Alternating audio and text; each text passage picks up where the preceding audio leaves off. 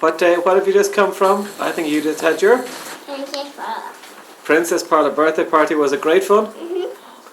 And what did you dress up as? Jen, look at me. Katie. You got all dolled up, didn't you? Your hair's all lovely. And what were you dressed up as? Who? Alex Wonderland. Alex, Alice in Wonderland. Lovely. And did you get lots of presents? Yeah. And who else was with you on the birthday? Who shared your birthday? Anna, Neve, and Abigail. Neve and Anna and Abigail. Great. All right. And did you have a great time? Yes. And is that one of your presents? Oh, I love those nails. Show me the nails. Ooh, lovely. And did you get your eyes done?